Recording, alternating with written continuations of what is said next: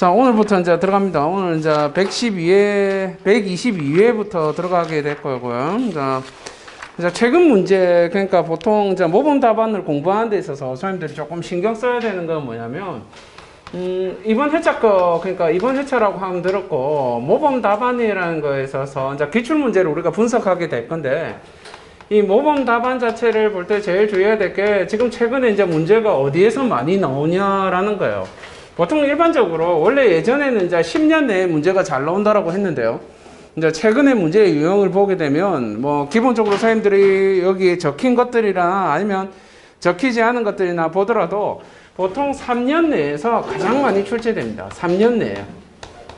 이 3년 내는 지금 이제 이 기출문제에서 3년 내는 집중적으로 보셔야 되고 문제 자체를 진짜 열심히 보셔야 합니다. 이 3년 내에 대해서는. 그러니까 3년 내의 문제들이 출제가 잘 되고, 문제를 이제 너무 낼 게 없다 보니까 문제 자체가 어떻게 되냐면 서술의 문제가 용어로 갈 때가 있고요. 용어로 가게 되고, 용어의 문제 자체를 서술로도 냅니다. 서술로도 내요. 근데 시험을 이제 내는 방식 자체가 기본적으로 그 출제자들마다 자기의 그 분야라는 게 정해져가 있기 때문에 무조건 이제 지금 최근에 보시면 계약도 계속 나오죠. 시험에. 안 나오는 경우가 없습니다. 계속 나오죠. 그 이유가 뭐냐면 골고루 나와요. 근데 이 패턴은 이제 변하지 않아요. 이건 고정이야. 계속 나오게 돼. 그런데 나오는 게 한정이라는 게 있다라는 거예요. 시험을 계속 치다 보면 결국은 낼 만한 게 다 고갈돼요. 그렇게 되면 지금의 문제는 예전에는 그런 거 있었죠. 1년 내에 문제 시험에 안 나온다. 2년 내에 문제 안 봐도 돼. 이랬었는데 지금은 그런 게 없어요. 그냥 다 내버려. 시험 문제를. 그러니까 시험 문제 내는 게 중요한 문제라면 낼 수 있어요. 그런데 시험 문제를 보면 또 한 가지 정해진 패턴이 있어요. 그게 뭐냐면 정해진 패턴이 아니고 정해진 룰이 있는데 그 룰이 뭐냐면 똑같은 문제를 내면 안 돼요. 똑같은 문제는 내면 안 돼요. 기출문제. 그러니까 이때까지 똑같은 문제는 나오지가 않아요. 한 10년 넘어야 똑같은 문제가 나오고 똑같은 문제는 나오지 않아. 근데 같은 문제가 계속적으로 나와. 그게 무슨 말이냐면 문제의 이름만 바꿔서 내요. 문제의 이름만. 그게 이제 이 시험, 지금 시험의 특징입니다. 그래서 우리는 이제부터 시험을 어떻게 공부해야 되냐면, 최근에 기출문제, 그러니까 122회 때 시험이 안 나왔다라고 해서 나올 확률은 떨어지겠죠. 그러나 안 봐서는 안 되더라라는 겁니다. 무조건 보셔야 돼요. 그래서 거기서 나올 만한 문제, 그리고 지금 이제 우리가 보고자 하는 거는 나올 만한 문제, 나올 확률이 있는 문제에 대해서 이야기하는 거에 대해서는 반드시 보셔야 되고요. 그리고 이거를 굳이 교재 형식으로 이렇게 만들어가지고 선생님한테 이걸 보자라고 하는 이유는 이걸 볼 때 한 3년치를 보게 되면 아마 이 전체를 다 보게 될 겁니다. 전체 문제를 다 보게 될 거예요. 전체 5년치 이상을 보게 될 겁니다. 그 이유가 뭐냐면 이 5년 안에서도 계속 문제들이 겹쳐서 나와요. 계속 문제가 겹쳐서 나와. 그래서 한 3년치를 훑으면 대략적으로 한 10년치 내용이 다 들어와요. 그럼 여기서 빠지는 문제들은 뭐냐면 뒤에 새로 나오는 문제냐면 시사적인 경우가 굉장히 많아요. 그때 이제 시사적인 문제들이 나오는 것들은 앞으로도 안 나와요. 그러니까 기본적으로 한 5년 정도의 기출문제만 선생님들이 후벼 팔 수만 있다면 사실 시험 치는데 50% 이상은 문제를 다 가져갈 수가 있어요. 그래서 우리가 이거 5년치를 보는 겁니다. 그래서 그걸 알고 계셔야 되겠고요. 그래서 이 책을 볼 때는 앞뒤를 동시에 다 보게 될 거예요. 내가 펼쳐라고 하면 그 표지를 펼쳐가지고 그 문제들을 선생님들이 이걸 정리를 하실 때 기출문제를 정리해 나가는데 정리를 하실 때는 이전에 나왔던 기출문제 전체를 다 같이 정리를 하셔야 돼요. 그러니까 오늘 22회 한다 해서 22회만 정리했다가는 재미가 없더라는 거예요. 그러면 이거 할 이유가 없어요. 그렇게 공부해서는 답도 안 나오고. 무슨 말인지 아시겠습니까? 그래서 이 책 적어도 이 책 안에 있는 거, 그러니까 이게 16년도부터 시작인데 16년부터 지금 이제 올해가 몇 년도입니까? 21년도가? 2021년 아닙니까? 그죠? 연도도 잘 모르겠네요. 21년도 안에 있는 문제는 적어도 묶어서 공부해라라는 거예요. 묶어서. 그죠? 그래서 그것만 조금 생각해 주시면 되겠더라라는 겁니다. 자, 그럼 이제 122회부터 한번 들어가 보도록 하겠습니다. 122회입니다. 자, 제일 먼저 122회 모범 답안에서 1교시 문제 한번 보시죠. 물가 변동으로 인한 계약금액 조정입니다. 계약금액에서 제일 대표적인 문제가 계약금액의 조정이에요.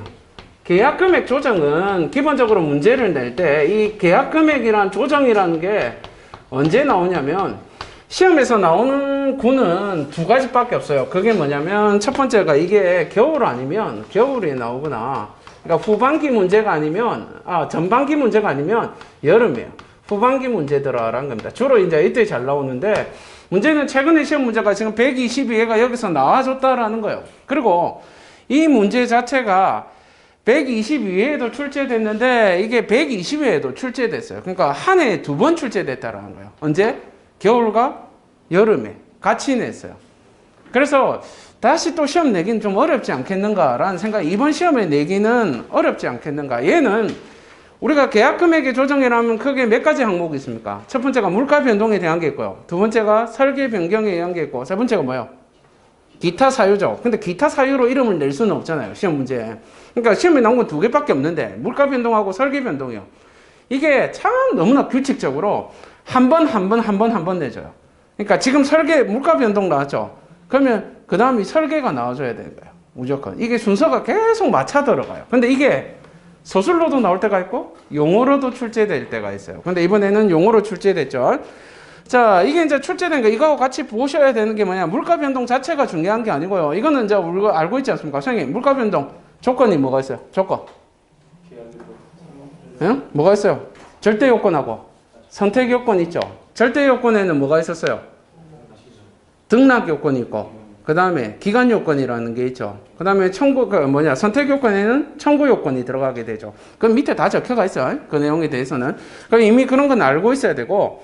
자, 그 다음에 120회 때 얘가 같이 나왔어요. 그래서 36페이지 보세요. 36페이지 보시게 되면 120회 때 36페이지 보시게 되면 거기에 뭐가 나오냐면 3교시 1번 문제 보세요. 건축공사에서 설계 변경 및 계약 금액의 조정의 업무 흐름과 처리 절차에 대해서 설명하시오 대가 있죠. 문제 자체가 요 두 개가 나와 있어요. 맞습니까? 자, 여기서 알아야 되는 건 뭐냐면, 그죠? 시험에서 묻는 거는, 역대 시험에서 물어본 건 뭐냐면 바로 이 문제밖에 없어요. 즉 뭐냐면 설계 변경 및 그 다음에 계약 금액의 조정 업무 흐름에, 자, 그거야. 바로 조정 업무의 흐름을 물어보더라. 업무 흐름. 이 단어가 시험에서 나올 때 업무 흐름으로 나올 때가 있고, 뭐냐면 절차라는 이름으로, 이거나 같은 말 아닙니까? 절차라는 말이나. 그래서 이렇게 끊어서 나오더라는 거예요. 업무 흐름이 아니면 그냥 절차의 이름으로 나오게 되더라는 거예요. 이 두 가지 형태로 시험 문제가 나오게 되더라. 그래서 여기 대해서 봐야 돼요. 여기 대해서 이것만 알고 계시면 돼. 그런데 여기서 이제 우리가 알 수 있는 건 그 밑에 보세요. 3교시의 밑에 봐. 설계 변경 및 계약 조정 업무의 업무 흐름대가 있죠. 설계 변경이 발생한다. 설계 변경 사유서를 제출한다. 방침을 결정한다. 설계 변경한다. 계약 금액 조정한다. 변경 계약한다. 이게 그 앞에 설계 변경이라는 그 단어만 물가 변동으로 바꾸게 되면, 물가 변동으로 바꾼다라고 하면 이거 돼요, 안 돼요? 말이 돼요, 안 돼? 되죠. 바로 그거예요. 왜냐하면 절차는 같기 때문에 그래. 계약 조정 업무이기 때문에. 그러니까 우리가 알아야 될 건 뭐냐면 업무 흐름이라는 걸 하나 알아놔야 돼. 왜? 이걸 시험에서 연달아 두 번 물어봤어요. 지금까지. 기출에서 두 번 나왔어. 시험 문제 자체가. 그러니까 알고 있어야 돼. 제일 잘 물어. 이게 시험에 나올 건가? 거의 안 나와. 시험에 나올 확률은 거의 없어요. 왜? 122회이기 때문에. 시험이 나온 게 유사된 게 나왔다 했잖아요. 만약에 시험에 나온다라고 하면 뭐가 내릴 수 있겠어요? 만약에 낸다라고 하면. 지금 마지막이 뭐였어? 물가죠. 120회가 지금 뭐예요? 설계죠. 그러니까 그 다음에 물가 냈죠. 그 다음에 언제 뭐 낼 수 있어?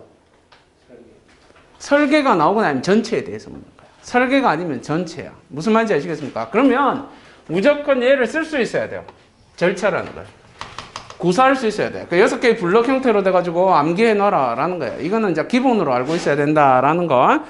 자, 그 밑에 이제 처리 절차는 우리가 다 아는 거지 않습니까? 책에 있는 내용 그대로고요. 제일 밑에 있는 처리 절차더라라는 거. 그러면 이거를 왜 그러면 이 페이지를 이야기하냐면 122페이지에 1교시 1자 1번 문제에 들어가게 되면 1번에 들어가는 거는 물가 변동이나 이런 게 들어가요. 이 정도 적을 수 있으면 좋겠는데 오로지 뭡니까? 122의 1번 같은 경우에 뭐에 대해서만 적혔어요? 물가 변동에 대해서 1번부터 대지목 4번까지가 쭉 내려가죠. 앞에 다 물가 변동이라는 글자가 있잖아. 맞습니까? 이 제일 잘 쓴 거야. 제일 잘 쓴 거야. 근데 이렇게 쓸 수가 없다면 이런 애들 써도 된다는 거야. 절차를 써도 된다는 거야. 2번 칸에 들어와. 근데 조건은 무조건 들어가줘야 돼요. 그게 들어가지 않으면 점수는 안 나오니까. 근데 대제목 4번이나 이런 데 이런 거 쓸 수 있어요? 없어요? 이거? 예. 쓸 수 있다라는 거야. 얘 자체를. 업무의 흐름이라는 거를 쓸 수 있어요. 그리고 선생님들은 서술에서 물을 때는 무조건 절차야. 시험에 나온 게 절차야. 그렇기 때문에 절차 자체를 어차피 외워야 한다면 그걸 답에다 적을 수도 있어야 되겠더라라는 거야. 그래서 그 문제를 같이 정리를 하시고, 정리를 하실 때 용어의 형태로 정리를 하세요. 서술의 형태로 정리하는 문제는 별도로 있어요. 그렇기 때문에 용어의 형태로 정리를 하시고, 얘를 정리를 할 때는 아까도 이야기했더만 뭐 위주로 가야 돼? 이 물가 변동 위주로만 적을 수 있다면 참 좋아요. 참 좋아. 근데 그게 안 된다고 한다면 이런 것들을 같이 구사할 수 있어야 된다. 그렇다 하더라도 이건 무조건 암기해야 돼요. 왜? 서술에서 묻기 때문에. 이유가 없어. 그냥 묻기 때문에. 외워줘야 되더라라는 겁니다.